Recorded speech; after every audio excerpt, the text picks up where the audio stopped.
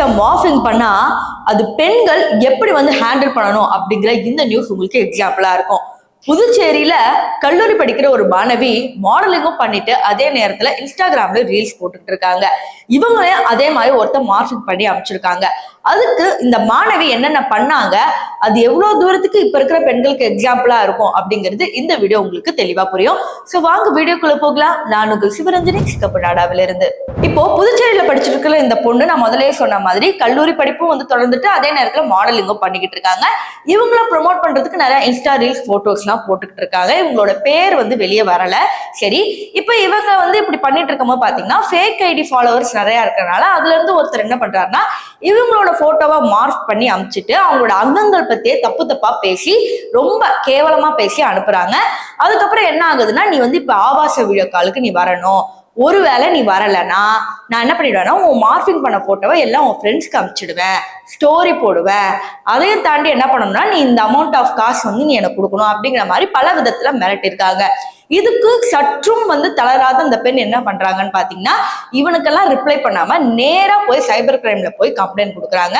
அதுக்கப்புறம் போலீஸ் விசாரிச்சு ஒரு 3 நாள் யாருன்னு தெரியுதுன்னா, இவர் சென்னையில ஒரு தனியார் கம்பெனில மேலாளரா ஒர்க் பண்ற ரூபத் சந்துரு அப்படிங்கிற இந்த பையன் தான். சோ இவர் என்ன பண்ணிருக்காருன்னு பாத்தீங்கன்னா, இந்த பொண்ணு கிட்ட மட்டும் இல்ல, கிட்டத்தட்ட 32 பெண்களுக்கு இதே மாதிரி மிரட்டி வந்து அமைச்சிருக்காங்க. 32 பெண்ல இந்த பொண்ணு மட்டும் தான் பாத்தீங்கன்னா தைரியமா வெளியே வந்து இந்த விஷயத்த வெளியே சொல்லியிருக்காங்க. இப்ப அவர் வந்து கம்பி எண்ணிக்கிட்டு இருக்காங்க. இதுக்கு ஏத்த மாதிரி தண்டனை நீதிமன்றமும் கொடுக்கும் அப்படிங்கிற மாதிரி எதிர்பார்க்கப்படுது.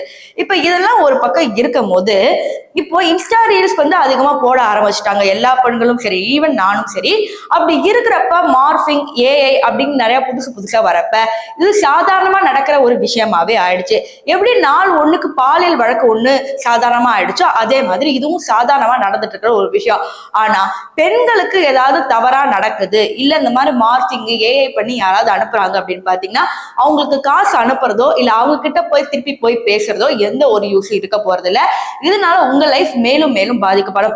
அதுக்கு பதிலா நீங்க சைபர் கிரைம் கிட்டயோ இல்ல போலீஸார் கிட்டயும் நீங்க இதை பத்தி சொல்லிட்டீங்கன்னா உங்க பேரே வெளியே வராம அவங்க கிளீனா வந்து முடிச்சு கொடுத்துருவாங்க. சோ அதுக்கு பதிலா தப்பான முடிவு எடுக்கிறதே வந்து நீங்க வந்து அவாய்ட் பண்ணிக்கணும். உங்களுக்கு என்ன தவறு நடந்தாலும் அதுல இருந்து நீங்க வெளியே வந்து அதுக்கு என்ன தீர்வு காணலாம் அப்படிங்கறதால நீங்க போக்கஸ் பண்ணணுமே தவிர அந்த தவறுல சுத்தி சுத்தி நீங்க போய் லூப் ஹோல்ல மாட்டக்கூடாது அப்படிங்கறதா வந்து சிகப்பு நாடா நேயர்களுக்கு நான் சொல்ல வேண்டிய விருப்பங்கள்.